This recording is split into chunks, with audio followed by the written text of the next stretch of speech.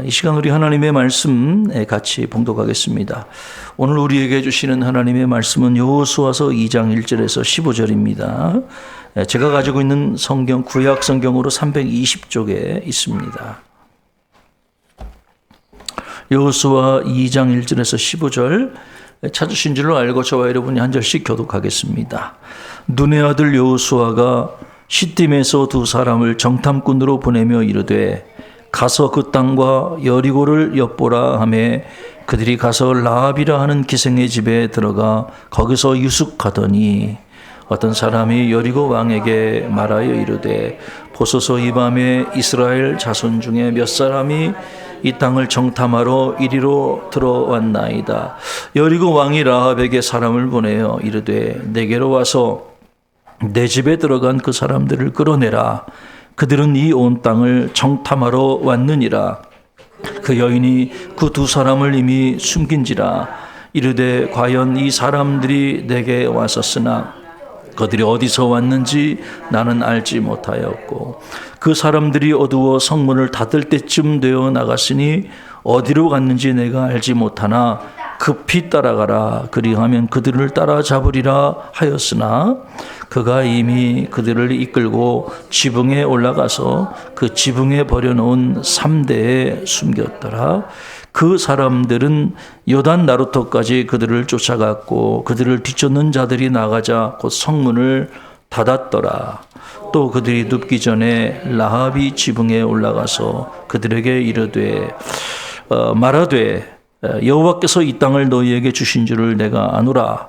우리가 너희를 심히 두려워하고 이 땅 주민들이 다 너희 앞에서 간담이 녹나니 이는 너희가 애굽에서 나올 때 여호와께서 너희 앞에서 홍해물을 마르게 하신 일과 너희가 요단 저편에 있는 아모리 사람의 두 왕 시온과 옥에게 행한 일 곧 그들을 전멸시킨 일을 우리가 들었음이니라.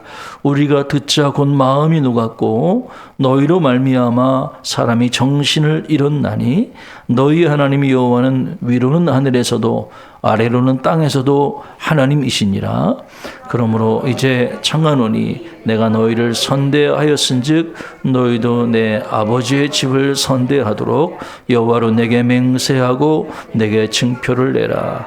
그리고 나의 부모와 나의 남녀 형제와 그들에게 속한 모든 사람을 살려주어 우리 목숨을 죽음에서 건져내랴.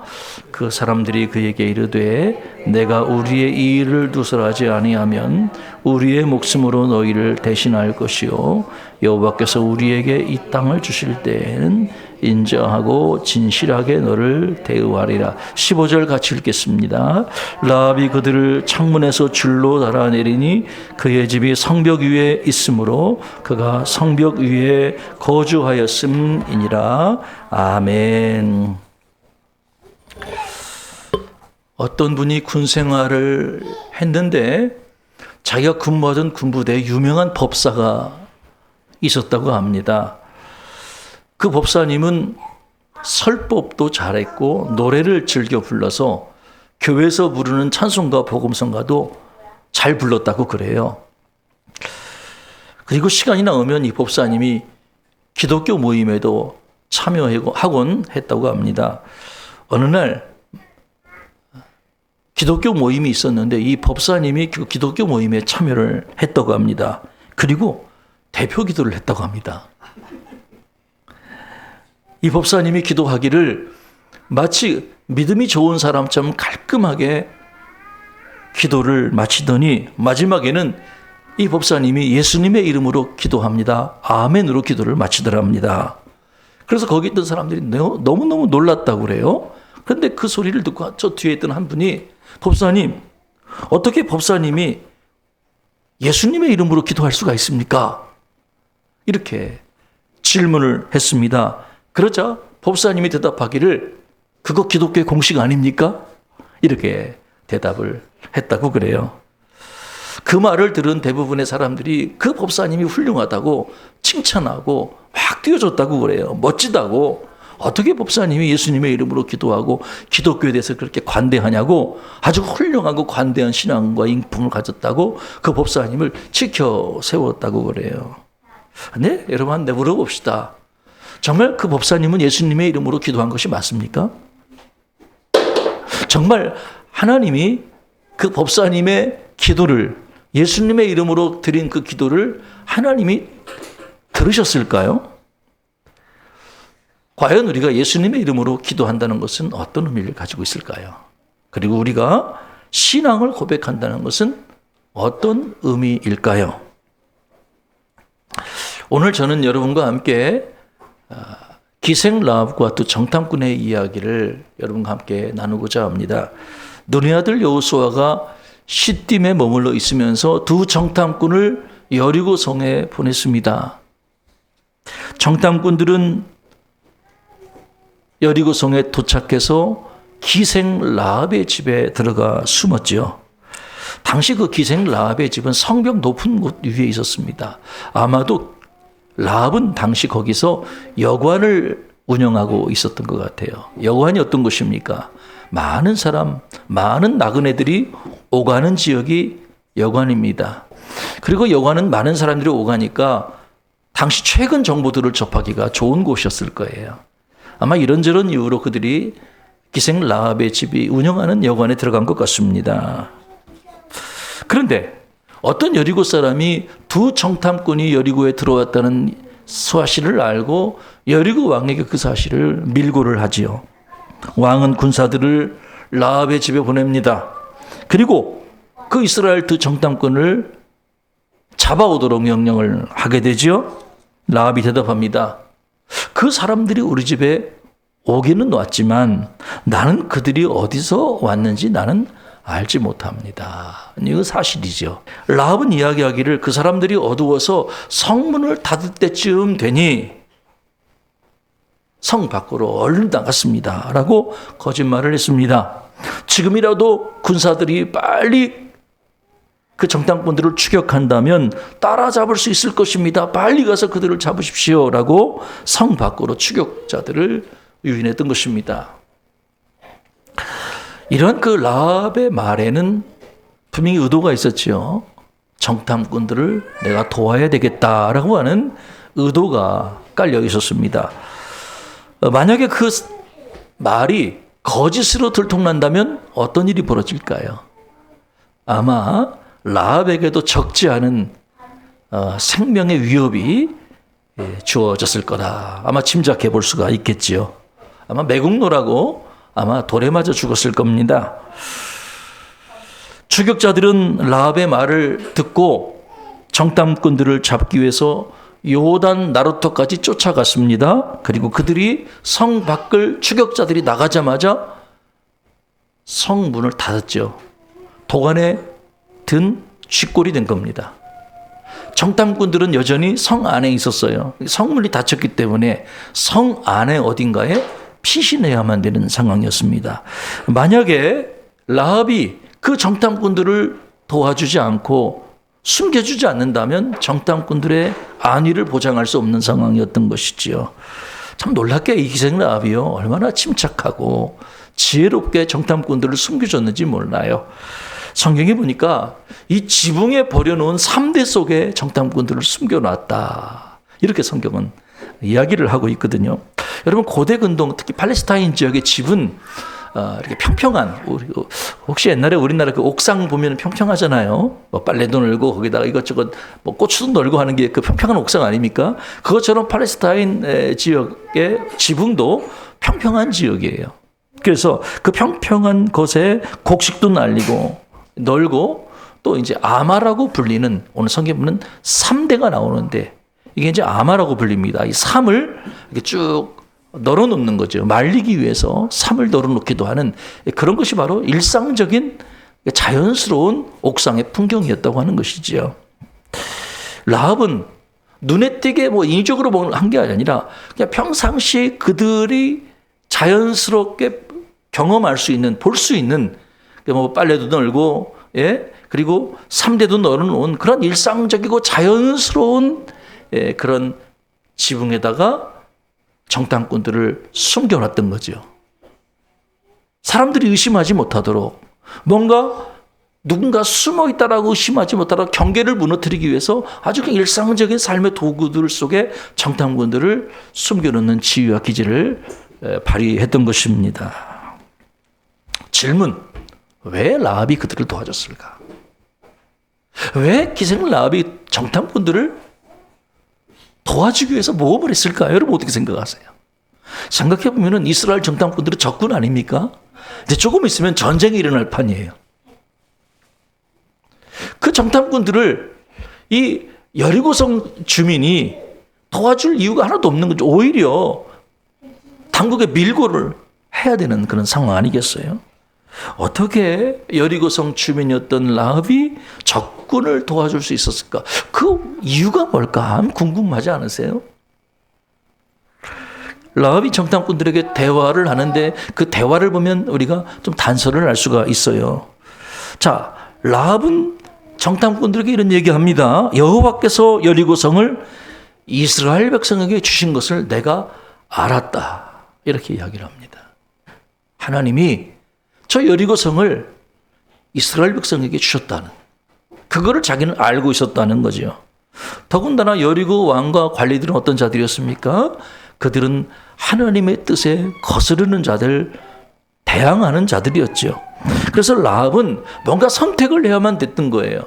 자, 참된 소망을 선택할 것인가, 거짓 소망을 선택할 것인가, 둘 중에 하나를 선택해야 되는 상황이었지요.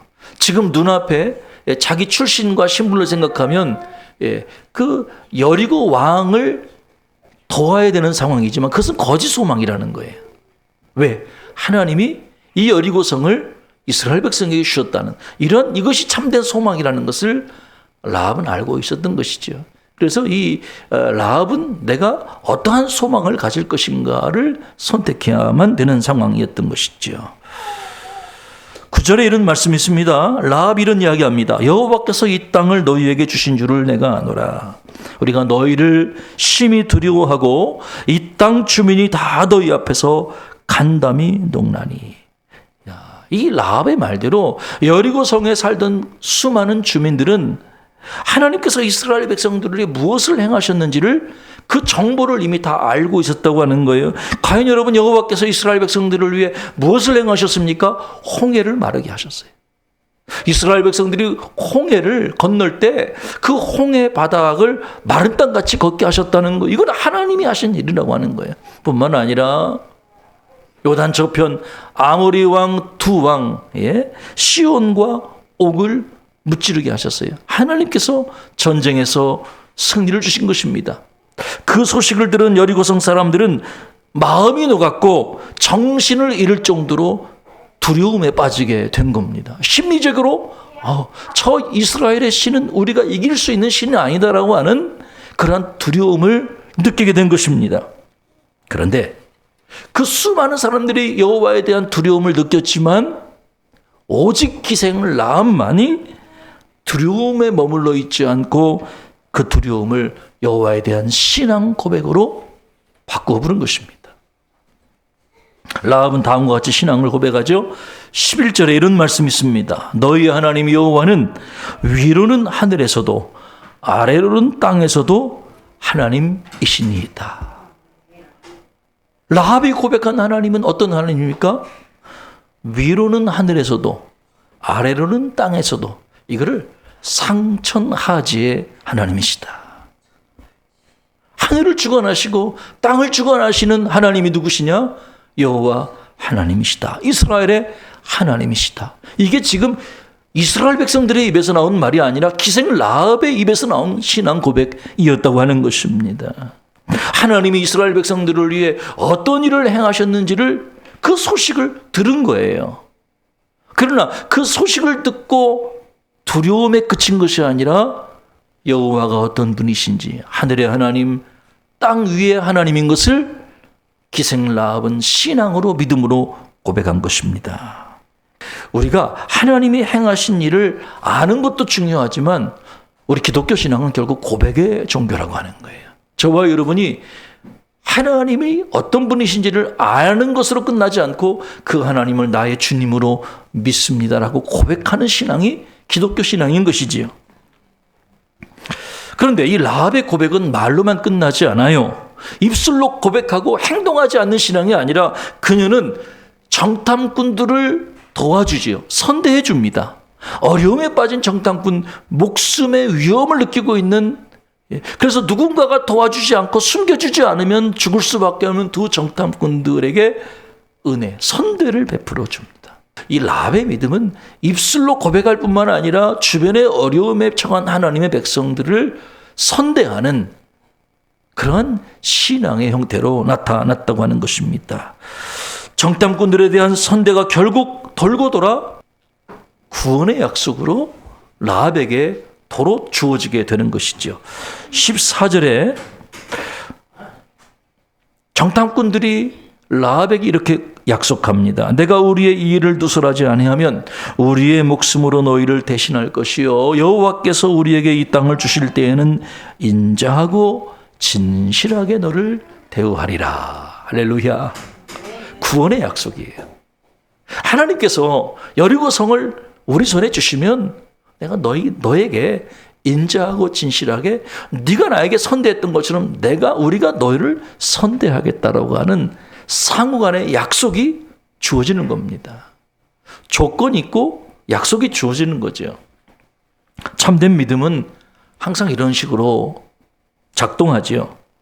우리가 하나님을 향해 바른 신앙을 고백할 때 이 고백이 이웃을 향한 선대로 이어지게 되고요. 그리고 이웃을 향한 선대는 거꾸로 하나님의 구원 약속으로 우리에게 돌아오는 거예요. 이게 믿음이 작동하는 방식이라고 하는 거예요. 원리라고도 볼 수가 있는 것이죠. 신앙 고백, 그 뒤에 이웃을 향한 선대, 그리고 이것이 결국 우리를 향한 구원의 약속으로 다시 돌아오는 이런 사이클이 있는 것이죠. 우리가 여기서 주목할 것이 하나 더 있습니다. 라합이 지킨 것은 자기 목숨만이 아니었다고 하는 거예요. 라합은 자기 목숨만이 아니라 자기 가족들, 나와 내 부모, 형제, 자매, 그들에게 속한 모든 사람을 살려달라는 요청을 정탐꾼들에게 하게 됩니다. 그녀의 믿음은 자기 한 사람의 구원으로 끝나지 않고 자신이 책임져야 될 가족들에 대한 구원으로 이어지게 된 것입니다. 내가 감당할 수 있는 범위 안에서. 그렇다고 내가 여리고성 전체를 구원할 수 있지는 않아요. 왜냐하면 여리고성의 지도자들은 지금 하나님의 뜻에 거스르는 자들이니까 내가 감당할 수 있는 삶의 범위가 뭔지를 알고 그 가족 구원을 위해 힘쓰게 되는 것이죠. 참 책임 있는 그 지혜로운 신앙이라고 볼 수가 있어요. 한때 과거에 런던에 패스트가 유행하던 시기가 있었습니다. 그때 어떤 사람이 패스트에 걸리면 성당의 종이 땡땡 울려서 누군가가 죽었다는 그 소식을 런던 사람들에게 알리곤 했다고 하는 것입니다. 그때 시인이었던 존 던이라는 사람이 병상에서 우연한 사건에 대한 명상이라는 글을 썼어요. 이게 1623년에 쓰여진 책인데요. 자, 이 존 던이라는 사람이 이런 내용의 시를 씁니다. 인간은 아무도 섬이 아니다. 누구를 위해 종이 울리는지 알려고 하지 말라. 종은 그대를 위해 울리는 것이다. 우리에게 친숙한 해밍웨이라고 하는 사람이 소설을 썼는데 이 존 던의 이 글을 영감을 받아서 제목을 과연 누구를 위하여 종은 울리는가라는 책 제목을 썼다고 그래요.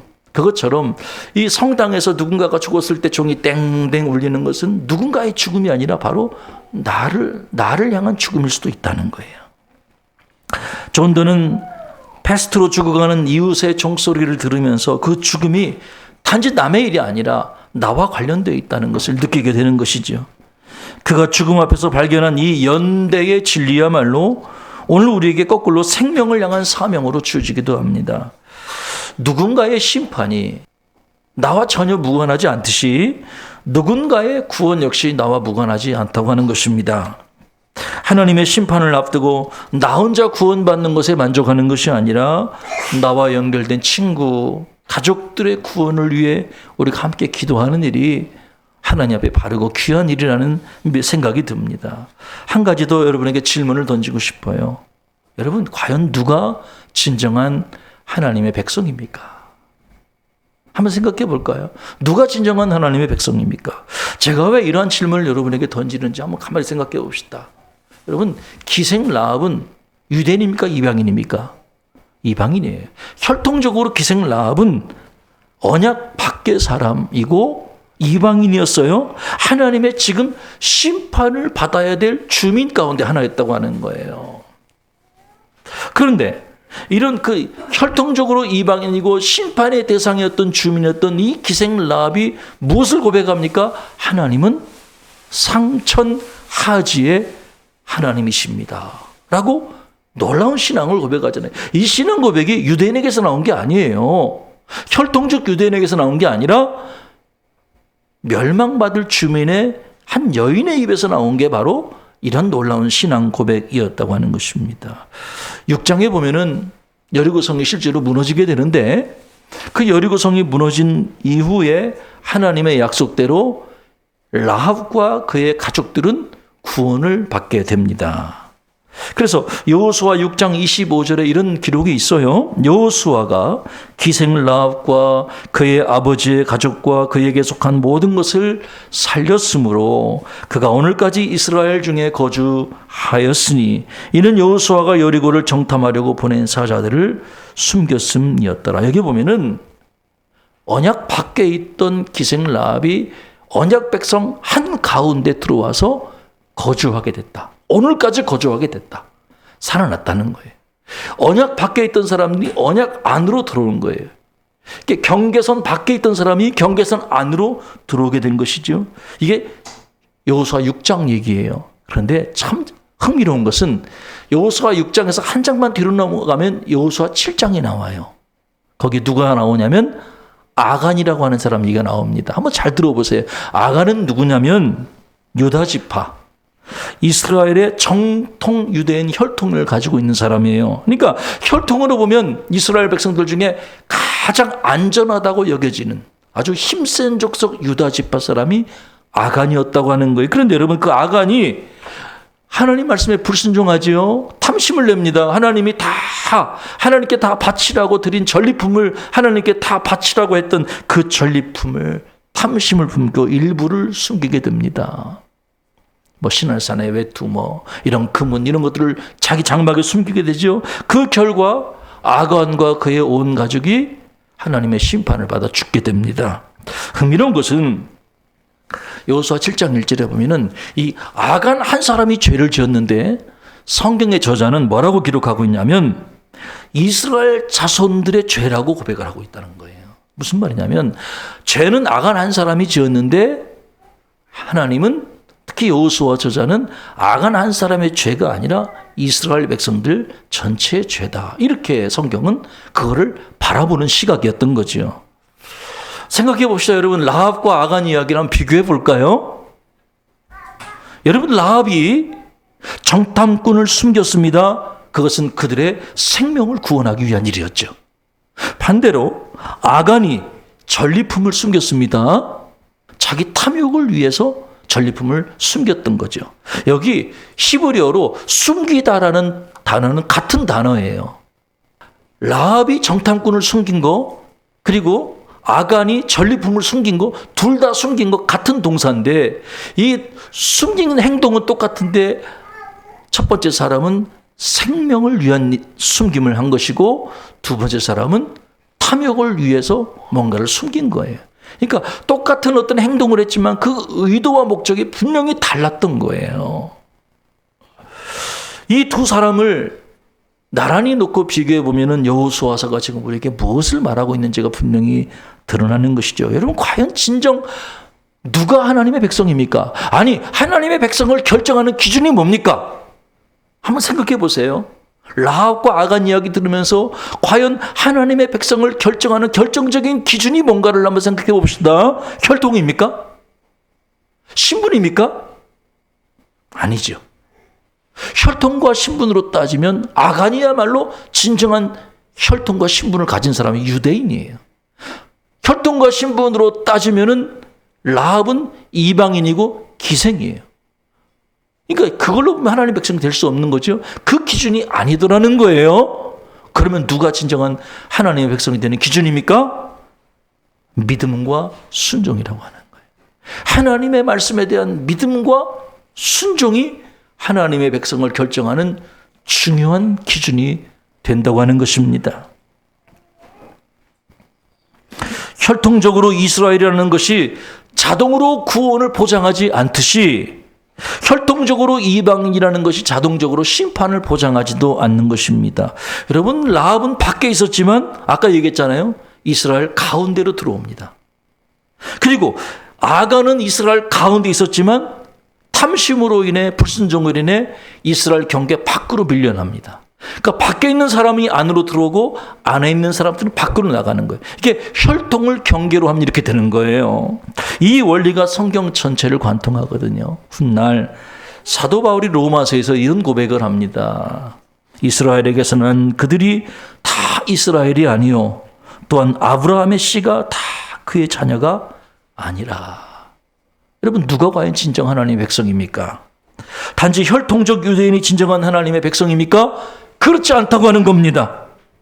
오직 라합처럼 여호와 앞에서 신앙을 고백하고 자신의 그 여호와에 대한 신앙을 이웃 공경에 빠진 하나님의 백성에 대한 선대로 이어질 때 이것이 여호와의 구원으로 나에게 돌아온다는 것입니다.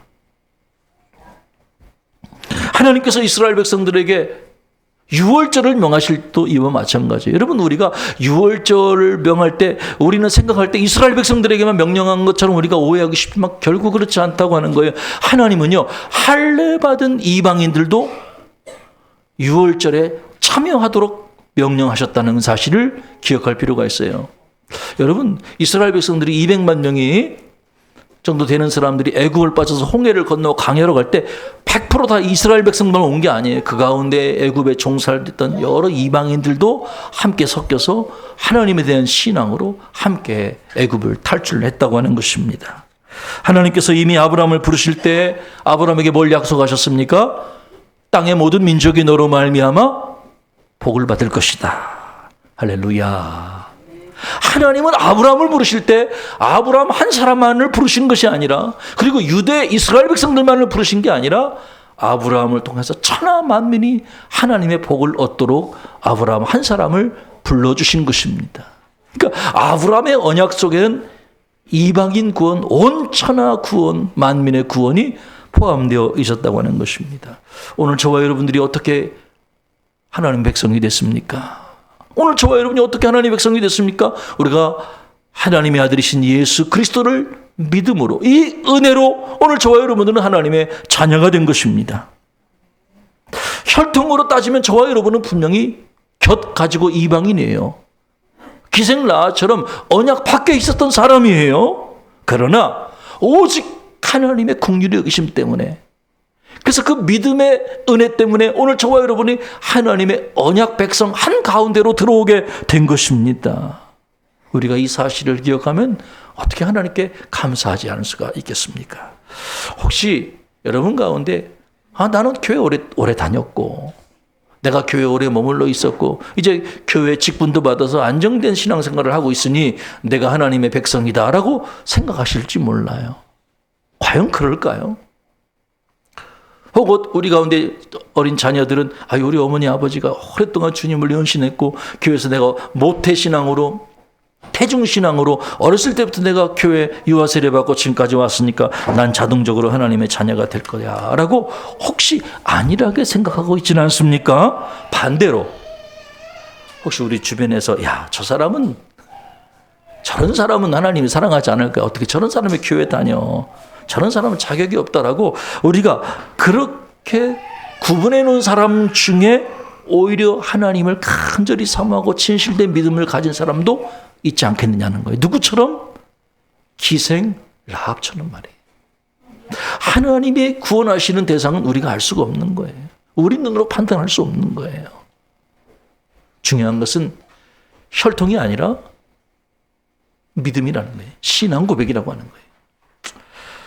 여리고성이 함락당할 때 하나님은 약속대로 기생 라합과 그녀의 가족을 구원해 주셨죠. 흥미로운 것은 마태복음 1장에 예수님의 족보가 나오는데 다윗과 예수 그리스도의 족보가 나옵니다. 근데 거기에 보면은 라합 이야기가 나와요. 라합이 훗날 살몬이라고 하는 남자와 결혼해서 보아스를 낳아요. 여러분 보아스 많이 들어보지 않았어요? 룻기에서 룻을 도와서 결혼한 사람이 보아스 아니에요? 그러니까 이 라합과 살몬이 결혼해서 보아스를 낳고 이 보아스는 훗날 다윗 왕의 증조 할아버지가 되거든요. 참 놀라운 것은요, 하나님이 일하시는 방식은 은혜의 방식이라고 하는 거예요. 기생 라합이, 그리고 그 밑에 이방 여인이었던 모압 여인 룻이 예수님의 족보에 들어가고 다윗 왕의 족보를 들어가잖아요. 이방 여인이었던 라합이 이스라엘 백성 가운데 편입이 되었을 뿐만 아니라 그 후손 가운데 다윗 왕, 그리고 우리의 인류의 구원자 예수 그리스도가 탄생했다는 거, 이런 영화로운 족보에 편입이 됐다는 게 라합이 참 놀라운 은혜라 여겨집니다. 중동 지역에 한 여인이 있었다고 그래요. 기독교와 아무 관련도 없고 이슬람권에 살아가니까 기독교와 아무런 관련이 없는 그런 여인이었는데, 어느 날 우연히 유튜브를 청취하다가 유튜브에 알고리즘이라는 것이 있어서 관심 분야를 읽다 보니까 거기에 예수 그리스도가 어떤 분이신지에 대한 영상을 반복해서 겹쳐서 듣게 됐다고 그래요. 처음에는 그냥 단순히 호기심으로 시작을 했지만 어느 날인가부터는 매일 밤 가족들이 잠든 이후에 조용히 소리가 나가지 않게 귀에 이어폰을 끼고 예수님이 누구신지에 대한 영상을 이 여인이 계속 듣게 된 거예요. 교회 한 번도 가본 적도 없고 또 교회도 없었겠죠. 그리고 누구와 신앙 이야기를 해보지도 않았지만 그 영상의 말씀을 통해서 예수님이 누구시고 그리고 결국 그분이 하나님의 아들이심을 알고 믿게 된 것입니다. 그리고 어느 날 더는 믿을 수 없다는 마음이 들어서 그녀는 혼자 무릎을 꿇고 방 안에서 작은 목소리로 이렇게 기도했습니다. 저도 예수님을 믿습니다. 저도 예수님을 믿습니다. 아무도 듣지 못했고 아무도 알아채지 못했지만 그 신앙 고백을 이 중동 여인이 한순간 마음의 변화가 시작이 됐다고 하는 거예요. 다음 날부터 전에는 하지 않던 다른 방식으로 가족과 이웃을 대하기 시작했고 말 한마디라도 조심하게 됐고, 그리고 작은 유혹 앞에서 잠시 멈추어 생각해보는 그런 신앙생활이 그녀에게 시작이 된 것입니다. 사랑하는 여러분, 오늘 저는 여러분에게 설교 제목을 성벽을 넘어선 사랑이라고 정했어요. 성벽이라는 게 뭡니까? 성벽은 중의적인 의미가 있어요. 첫째는 성벽은 나를 보호하는 내 삶의 경계고 울타리가 성벽이에요. 그런데 두 번째 성벽이라는 것은 하나님 관점에서 보면 곧 심판받아야 될 그러한 성읍이에요. 그런 장소예요. 라합은 자신의 삶의 경계요, 자기에게 안심을 주는 삶의 환경 울타리에 갇히지 않았어요. 그녀는 자신이 들은 하나님에 대한 이야기를 신앙 고백으로 바꾸었고, 그리고 그 고백을 혼자만 갖고 있는 것이 아니라 곤고함에 처해 있는 하나님의 백성을 선대하는 행위로 표현을 한 것입니다. 결국 그녀의 신앙 고백과 선대가 다시 그녀에게 돌아와서 그녀를 구원의 길로 이끌었던 것이죠. 놀랍게도 하나님은 믿음의 여인 라합을 통해 다윗 왕과 예수 그리스도의 계보를 있게 하셨습니다. 여리고의 기생이었던 한 여인이 믿음의 여인으로 바뀌었고 메시아의 족보에 이름을 남기게 된 것은 정말 놀라운 일이지요. 하나님의 은혜는 우리가 세운 경계를 허물고, 그리고 우리가 전혀 상상하지 못했던 은혜의 세계로 경계 밖으로 우리를 이끌어 줍니다. 저는 끝으로 여러분에게 세 가지 적용적인 질문을 하고 싶어요. 첫째, 정말 여러분은 여호와가 상천하지의 하나님이신 것을 입술로 고백하십니까? 제가 맨 처음에 얘기했던 것처럼 스님이 예수님의 이름으로 기도했다는 그 형식적인 신앙 고백 말고 정말 여러분은 예수님이 상천하지의 하나님, 하늘의 하나님, 땅 위의 하나님, 나의 하나님이라고 분명한 신앙 고백을 갖고 계시냐는 거죠. 두 번째, 여러분의 고백이 누군가 곤란 가운데 있는 하나님의 백성에 대한 선대로 이어지고 있습니까? 라합의 믿음이 정탐꾼을 숨기는 구체적인 행동으로 나타났잖아요. 이와 마찬가지로 우리의 믿음도 내 주변의 고난 가운데 있는 하나님의 백성들을 돕고 그들에게 선대를 베푸는 형태로 나타나야 한다는 것입니다.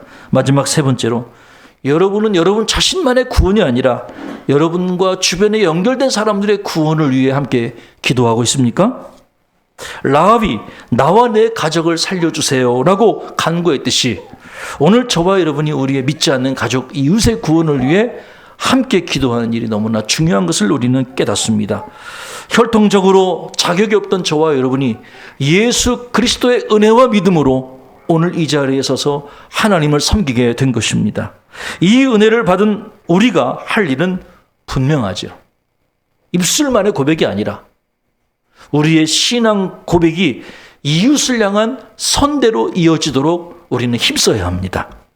성벽을 넘어서는 사랑으로 나타내야 하는 것이죠. 라합처럼 우리가 아직 하나님을 알지 못하고 구원에 필요한 이웃을 위해 우리의 마음의 성 밖에 붉은 줄을 내다는 귀한 여러분이 되시기를 주의 이름으로 축복합니다.